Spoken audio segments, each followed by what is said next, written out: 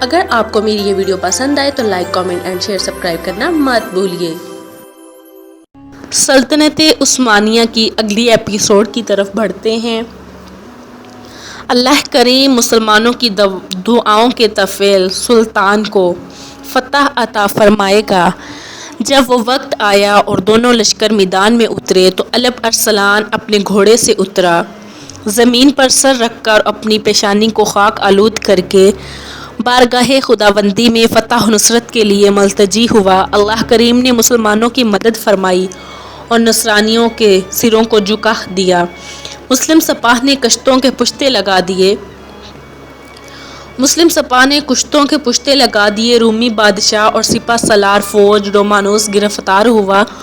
اسے ایک رومی غلام نے گرفتار کیا۔ جب شاہ روم کو سلطان الپ ارسلان کے حضور پیش کیا گیا تو سلطان نے اپنے ہاتھ سے اسے 3 کوڑے مارے اور پوچھا، اگر میں گرفتار ہو کر تیرے سامنے پیش ہوتا تو میرے ساتھ کیسا سلوک کرتا؟ ڈومانوس نے کہا، میں تم سے انتہائی برا سلوک کرتا۔ الپ ارسلان نے کہا، میرے بارے میں تیرا کیا گمان ہے؟ ڈومانوس بولا، تو یا تو مجھے قتل کر دے گا یا اپنے ملک میں میری تشہیر کرے گا یا معاف کر دے گا یا فدیہ لے کر رہا کرے گا۔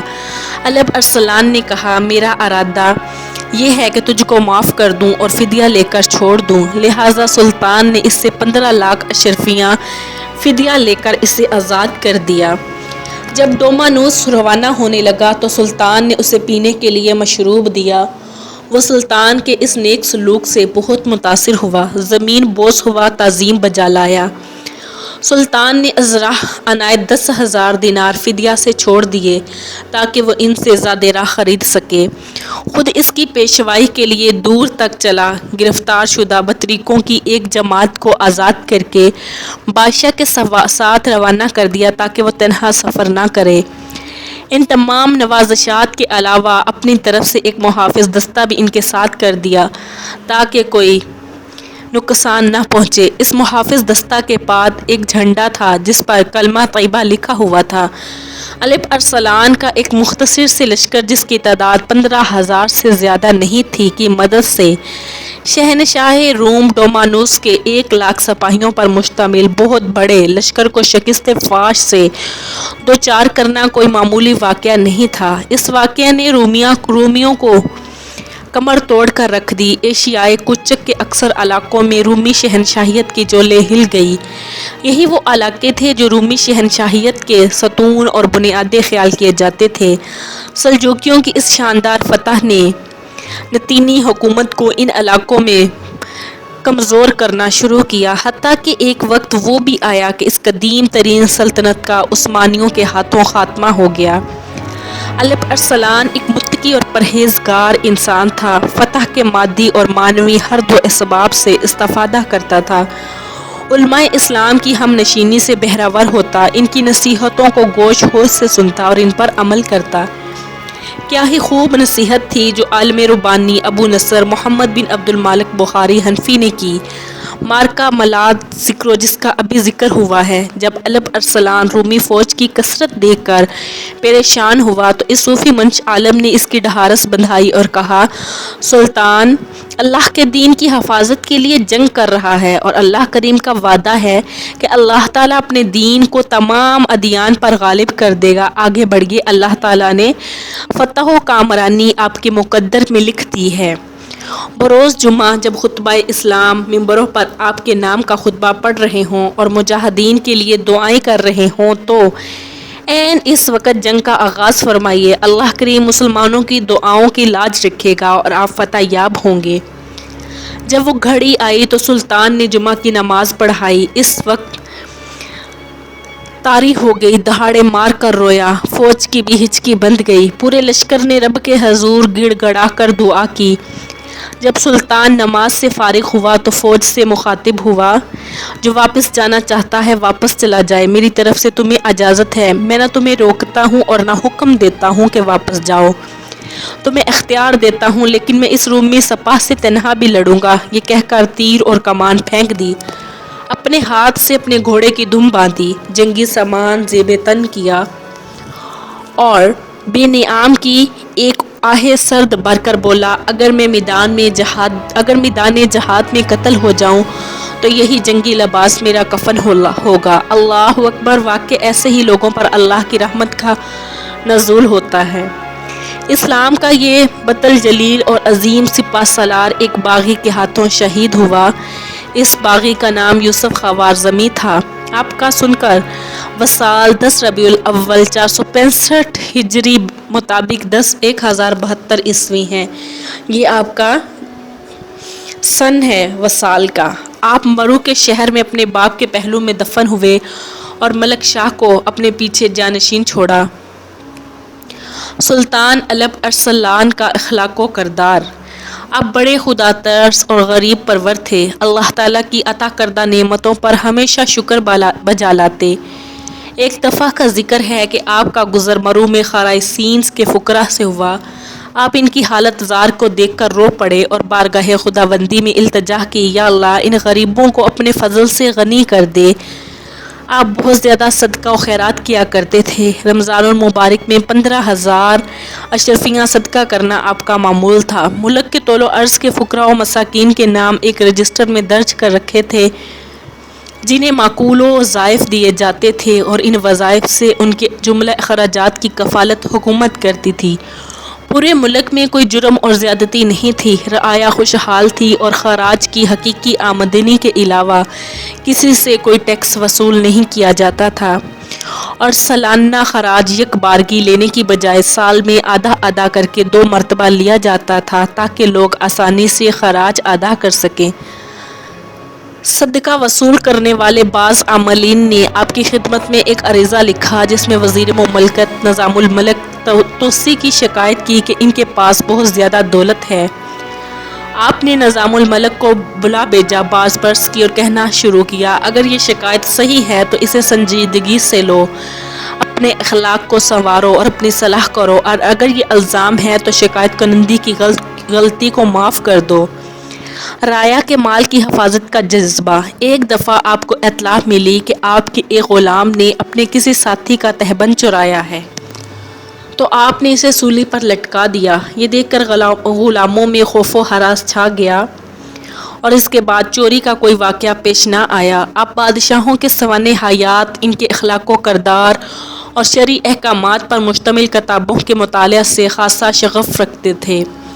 جب آپ کو اپنے حسن و کردار اور ایفا عہد کی بدولت دنیا اسلام میں شہرت نصیب ہوئی تو کئی فرما رواؤں نے خود بخود آپ کی اطاعت قبول کر لی اور مخالفت ترک کر کے آپ کے ہم نوا بن گئے۔ ماوراء النہر سے لے کر شام تک کے دور دراز علاقوں کے بادشاہ آپ کی خدمت میں حاضر ہوئے اور آپ سے اتحاد کیا۔ ملک شاہ اور سلطان کو متحد رکھنے میں اس کی ناکامی۔ الب ارسلان کے وصال کے بعد اس کا بیٹا ملک شاہ تخت نشین ہوا۔ آپ کے چاچا قادر بن جعفری جو کرمان کے سلجوقیوں کا حاکم تھا، آپ کی تخت نشینی کو قبول کرنے سے انکار کر دیا اور خود طالب تخت ہوا۔ ہمدان کے قریب چچا بھتیجا میں خونریز معرکہ ہوا، شکست ہوئی اور وہ میدان جنگ میں کام آیا۔ کرمان کے علاقے پر قبضہ کر کے ملک شام نے 465 ہجری 1073 میں سلطان شاہ بن الب ارسلان کو اس علاقے پر حاکم مقرر کر دیا۔ سلطان ملک شاہ سلجوقی کے دور میں سلجوقی سلطنت کو بڑی وسعت نصیب ہوئی۔ مشرق میں اس سلطنت کی سرحدیں افغانستان تک، مغرب میں ایشیائے کوچک تک اور جنوب میں بلاد شام تک وسیع ہو گئی۔ سلجوقی سلطنت کا یہ حدود اربع فتح دمشق کے بعد کا ہے۔ دمشق 468 ہجری 1075 عیسوی میں سلجوقی سپہ سالار راتسس کے ہاتھوں فتح ہوا اور یہاں عباسی خلیفہ کے نام کا خطبہ جاری ہوا۔ ملک شاہ نے شام کی مقبوضات اپنے بھائی تاج الدولہ تتمش کے حوالے کر دیے تاکہ فتوحات کے سلسلے کو آگے بڑھایا جا سکے۔ یہ واقعہ 470 ہجری کا ہے۔ تاج الدولہ ہی کے ہاتھوں شام کی سلجوقی سلطنت کی بنیاد پڑی۔ اس طرح ملک شاہ نے اپنے ایک قریبی رشتہ دار سلیمان بن قتلمش بن اسرائیل کو ایشیائے کوچک کا والی مقرر کیا۔ سلطان ملک شاہ دراصل جہاد کے سلسلہ کو آگے بڑھانا چاہتا تھا۔ ایشیائے کوچک کے علاقے پہلے رومیوں کے زیر نگی تھے۔ 470 ہجری میں سلیمان ان علاقوں کا ولی مقرر ہوا اور اسی کے ہاتھوں سلطنت سلاجقہ روم کی بنیاد پڑی۔ آخر الذکر سلطنت 224 سال تک قائم رہی اور ابو الفوارس قتلمش بن اسرائیل کی نسل سے 14 فرما رواؤں نے اس پر حکومت کی۔ ان میں سب سے پہلا حکمران سلیمان بن قتلمش تھا جسے اس سلطنت کا بانی کہا جاتا ہے۔ سلیمان نے 477 ہجری 1084 کو انطاکیہ فتح کیا۔ 480 ہجری اور 1087 عیسوی میں اس کے بیٹے داؤد نے کونیا فتح کیا اور اسے اپنا پایہ تخت بنایا۔ کونیا ایشیائی کوچک کا خوبصورت ترین اور امیر ترین شہر تھا۔ سلجوکیوں نے اس شہر کو بیزنطینی مسیحی شہر سے سلجوکی اسلامی شہر بنا دیا۔ 700 ہجری 1300 عیسوی میں یہ سلطنت منگولوں کے ہاتھوں فتح ہوئی اور بعد میں دولت عثمانیہ کے قلم روم میں شامل ہو گئی۔ سلاجقہ روم ایشیا کوچک کو ترقی اور سنی اسٹیٹ بنانے کی شدید خواہش رکھتے تھے۔ ان علاقوں میں اسلام کی اشاعت انہی کے ہاتھوں ممکن ہوئی۔ انہوں نے اجنبیت کی اس دیوار کو گرا کر پیوند خاک کر دیا جو یورپ میں اسلام کی اشاعت و ترویج میں رکاوٹ بنی ہوئی تھی۔ ملک شاہ کے دور حکومت میں اگرچہ اس سلطنت کو کافی تقویت حاصل ہوئی لیکن اس کے باوجود سلجوکی سپہ سالار راتسس شام اور مصر کے علاقوں کو متحد کرنے میں ناکام رہا، حالانکہ وہ اس سے پہلے مصر کے اندر عبیدی فاطمی سلطنت کو عملاً چیلنج دے چکے تھے۔ جب اتسس نے مصر پر حملہ کیا تو بڑے مصری لشکر جس کی قیادت بدر الجمالی کر رہا تھا، اس سے پہلے عربوں کے ایک چھوٹے سے لشکر نے شکست سے دوچار کر دیا۔ یہ واقعہ رجب 469 ہجری 1076 عیسوی کا ہے۔